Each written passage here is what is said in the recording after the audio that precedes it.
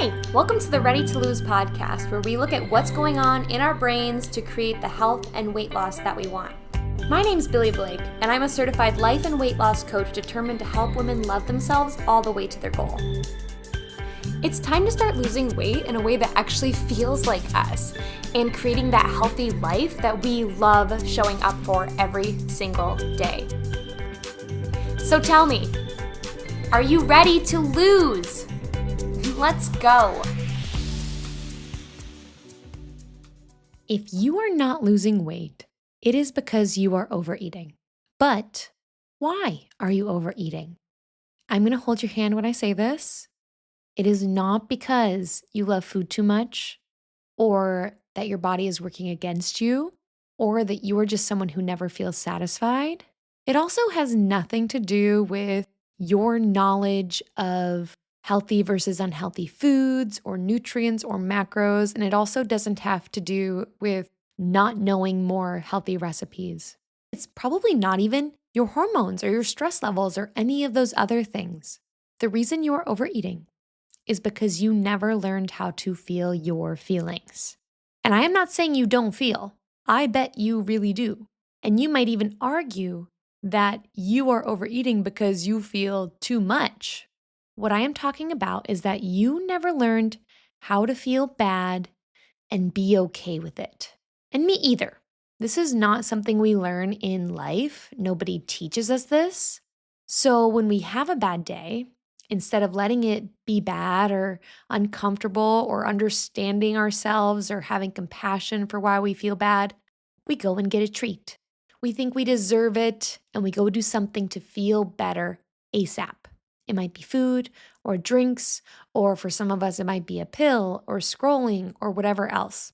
Or maybe you do something about it too, right? Like someone hurts you and you decide to hurt them back. We just don't know how to deal with that emotion. We have to do something about it. So when I was eating a lot more than I do now, I remember I would be having an okay day, and then someone at work, someone on my team, would email me or talk to me about something that they maybe didn't like that I did, whether it was how I filled out some paperwork or the sensory diet that I recommended for a student or something else completely. Really, it could be anything. Someone would confront me in a big or small way, and I would just feel so awful. My people pleasing was so strong, and my confidence in myself was so low that I'd feel angry and frustrated, but also like insecure and worthless. I'd feel pretty bad about it. So if something like that happened, I would then use my lunch break to go get something else to eat. I always packed a lunch, y'all. And then go use my lunch to actually go buy something more fun or to eat even more than what I had planned. Like I finished my lunch and then I would get even more on top of that. One of the schools I worked at was like out in the middle of nowhere. I remember this vividly because I had just started at this new job and the school was out in the middle of nowhere and there were not many options nearby, but there was this one cafe.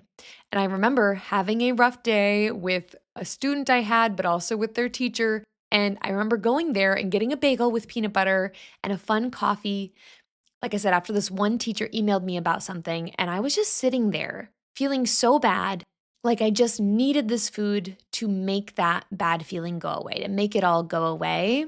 And it did feel better temporarily. But in 20 minutes, I had to go back to work, and that same teacher was having that same problem. And I definitely wasn't feeling better then. Okay, that problem still came back. So it didn't really last. Those problems were still waiting for me after my lunch break. And then I definitely wasn't feeling better when I stepped on the scale later that week and I had gained weight. The problem with eating to feel better is that there will never be enough food to do it. You are never going to feel satisfied. There's never going to be enough food to deal with your emotions. And this is just one way that you might be responding to your emotions that's preventing your progress. There are 5 common responses to negative emotions that I found has kept me stuck, but also keeps my clients from seeing the results they want. And they aren't necessarily all food related. So when you understand what your go-to response is for your emotions, then you can start choosing something different. And don't worry, because at the end of this episode, I'm going to give you that too, how to do that. So let's get into it. 5 ways that you're handling emotions that are preventing you from making progress. Number 1, You are numbing them. This is the most common way we think about dealing with our emotions that sabotages our weight loss success. It is the example that I just shared about eating when I felt bad at work. So, when I am teaching this concept to my clients, I draw a circle and that depicts your positive and negative emotions. It is split down the middle, okay, 50-50. When we dip into that negative side of emotions, I'm starting to feel some negative emotions, a common response is to numb that emotion or escape it with a quick hit of dopamine from food or any of the other like shallow quick hits I mentioned earlier. These are kind of like false dopamine. They're usually like a more intense version, but they're not long lasting. They don't really feel good long term. To kind of describe this without showing you, because obviously we're on we're on audio here, we're on a podcast, but I will draw an arrow leaving that half of the circle, like it leaves the circle. Okay, that's what they're doing when they're eating. They're leaving the negative emotion. But the problem is the arrow doesn't stay out. It doesn't go somewhere else. It doesn't take you anywhere else. That arrow is curved and it leads right back into the negative side of our emotions circle. You will always come back to your negative emotion, that negative feeling, which is why we can then eat more and more and more, and it's never enough. And then usually when it comes to food, because you're here because you want to lose weight, right? So when we start doing this, then we start layering some guilt about our eating in there and we eat even more. You just end up going on this never ending journey of escaping your stress with a treat. And then when the treat is gone, you realize you're still stressed, still not wanting to do whatever that is that's stressing you out. So you eat again, and then you feel bad about eating because now you're like, and I'm never gonna lose weight while doing this. And then it's just never enough to actually make you feel better. But then we keep reaching for it because that's what we know how to do.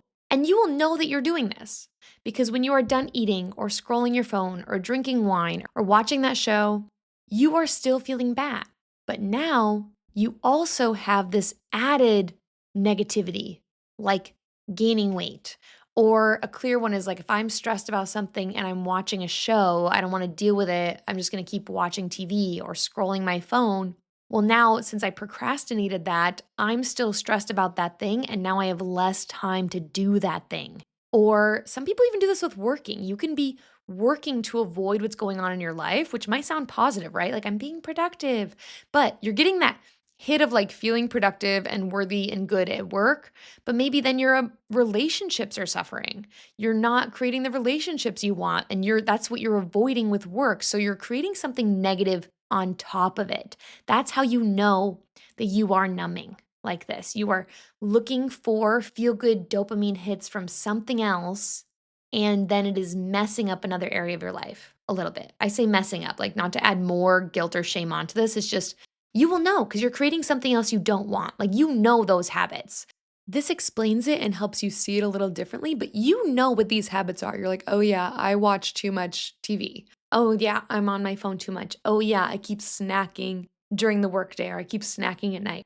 Whatever it is, that thing you're doing isn't solving for those bad feelings. And now it has actually made your life more negative by creating something else you don't want. The second way we respond to emotions is by avoiding them. This is when you're running away from them, jumping into something else. You try to avoid any situation that might make you feel negatively. A great example is the scale. Let me avoid feeling bad by not looking at this. And then we are confused or startled or even devastated when we go in for a physical or we go into the doctors and they tell us our weight.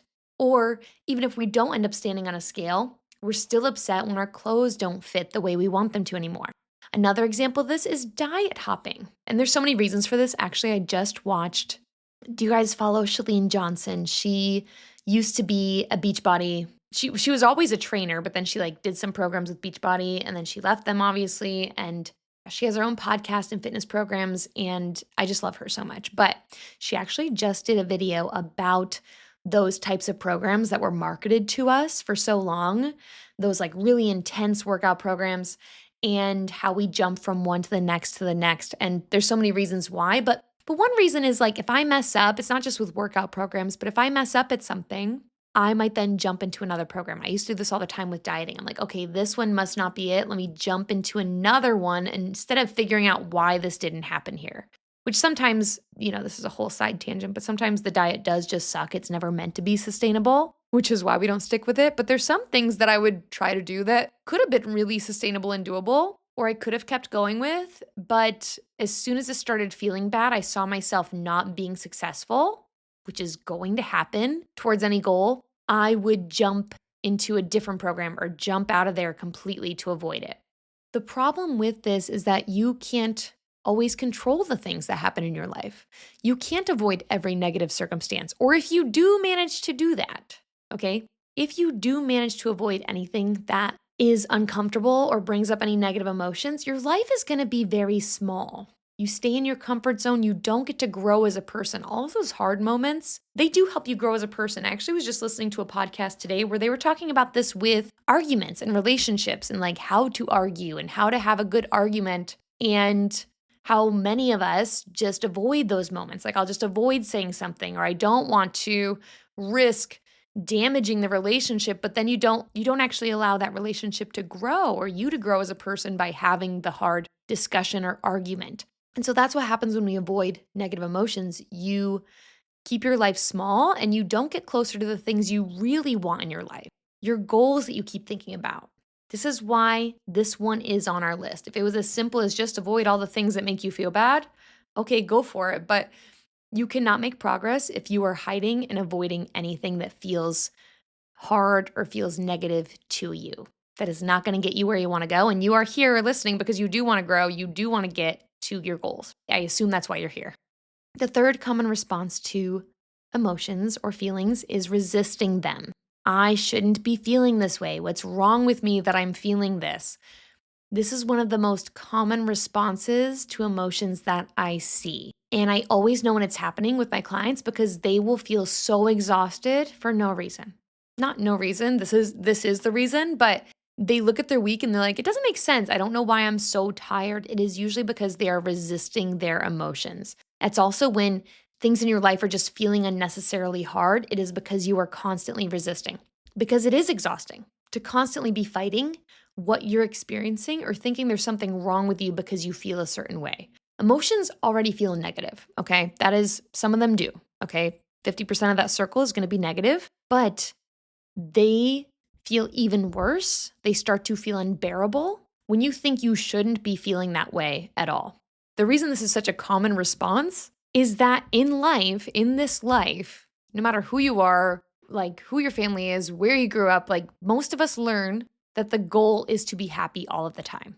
We look at social media pages and everyone is smiling and happy 100% of the time. Or if you do see someone who's crying or upset, it is immediately followed by, but now I feel better because XYZ. They only show it when like they have the answer for it, which is fine. I don't think people need to be putting their traumatic moments or hard moments all over the internet. But imagine that's what we're seeing all the time, okay?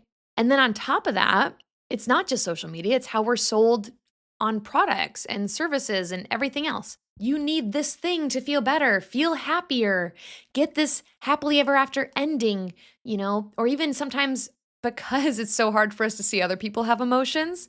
One thing that I heard a lot growing up and it's just not just from like parents, but also like other people in my life and other adults would be like, stop crying, feel better.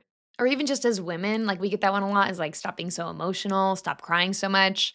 There's something wrong with you that you were feeling negative. We know this one is put on women, okay? We are labeled as emotional, weak, crazy for crying or having negative emotions or having any, even positive emotions too, right? But men are also victims of this. You know what men are allowed to feel?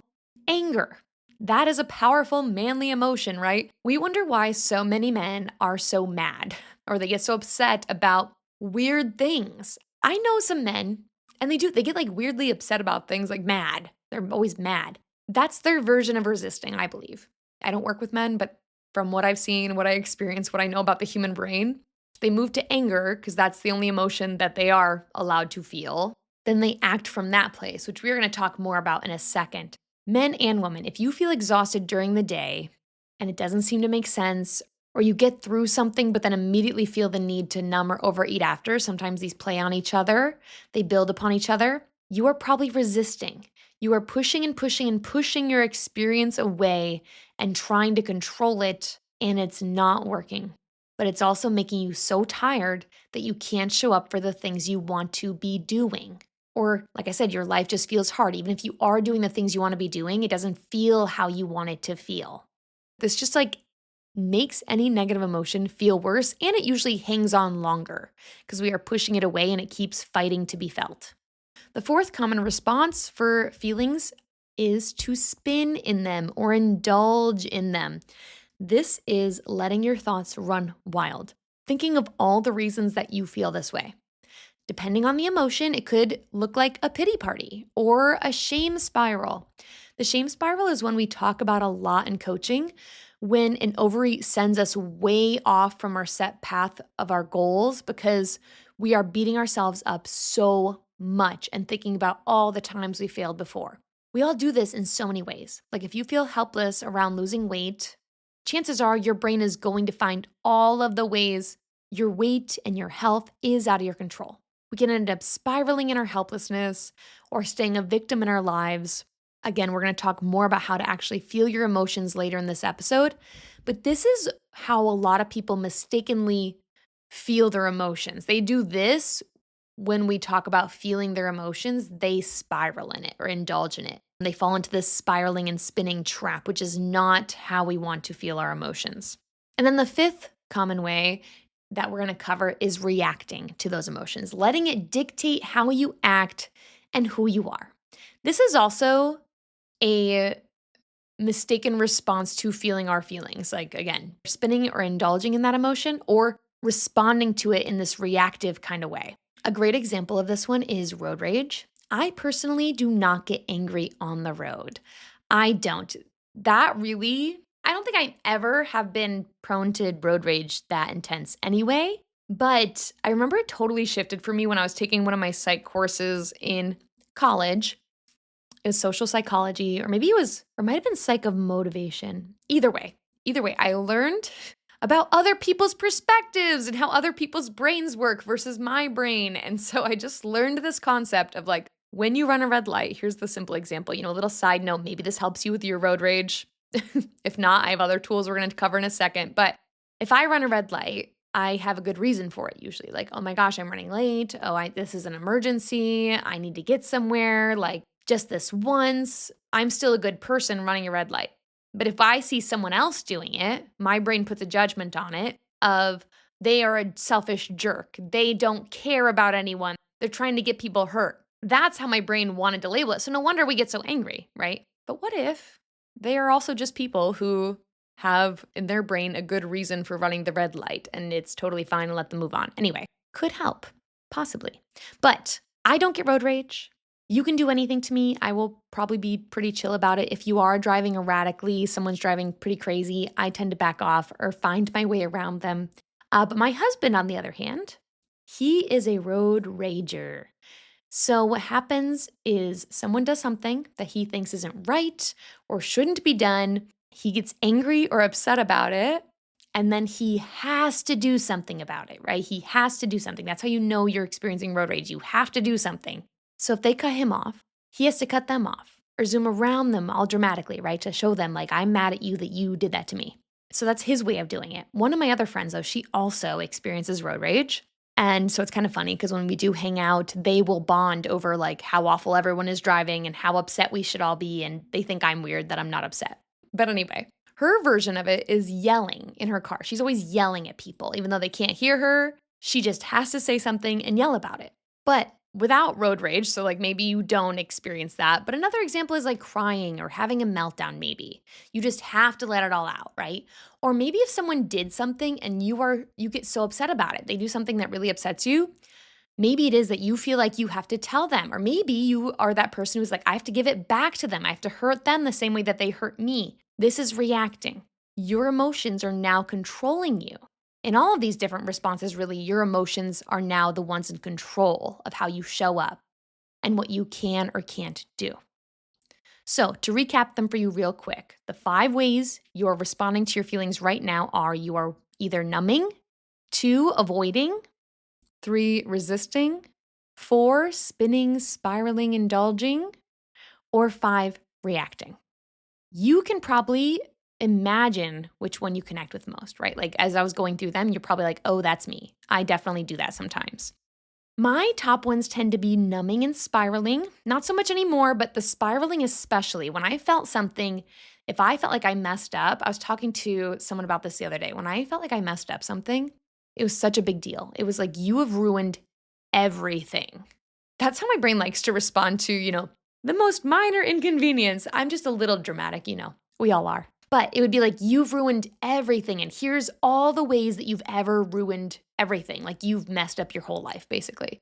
Isn't that great? So I would go through that kind of spiral of an emotion. And then that would feel so bad. I would get so caught up in it that my only answer felt like to shut it all up with some food. So I would go into that numbing. I would kind of go between the two, spiraling and numbing, which is why I struggled to lose weight for so long. I was using food to cope with so many of the emotions that I was experiencing each day.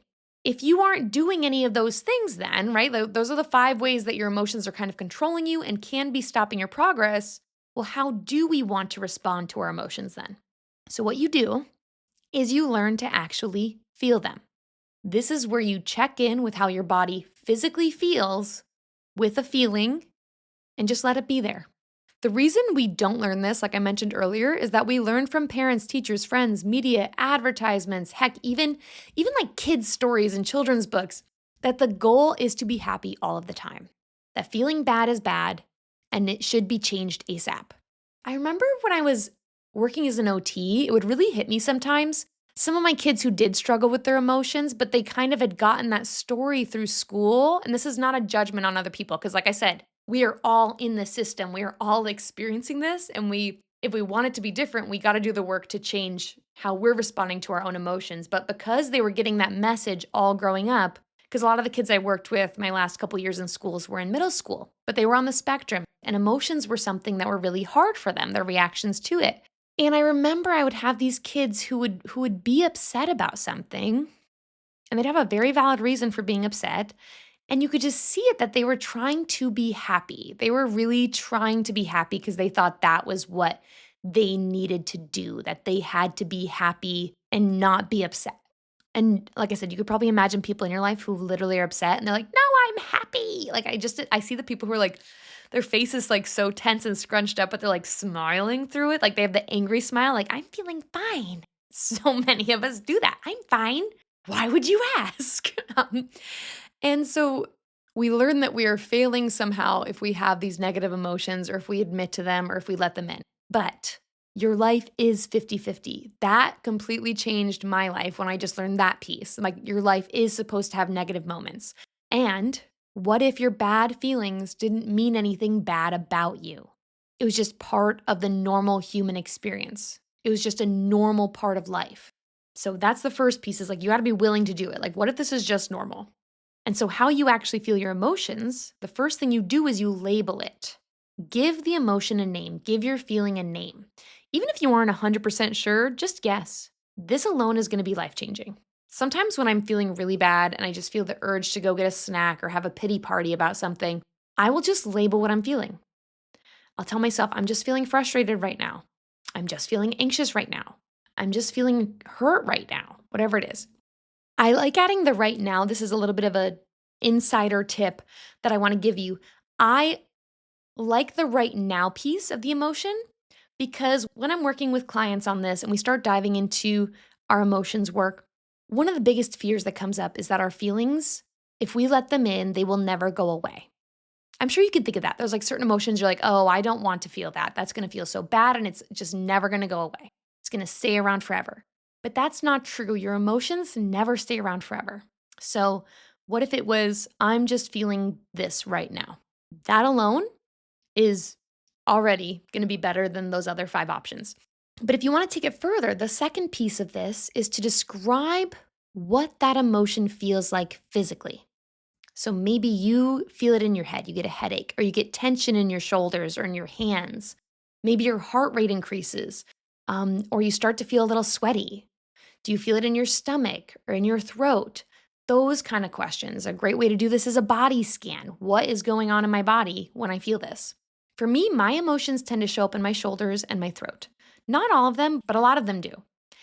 And after going through this process with so many different people, it's kind of interesting that all of us experience emotions differently. None of us feel an emotion the same way. Like I said, that tends to be where a lot of my emotions are. A lot of people experience the same thing where like their emotions tend to live in one area more than other areas of their body. You get to learn that for yourself. Like what do these feel like for me? And can I stay with it?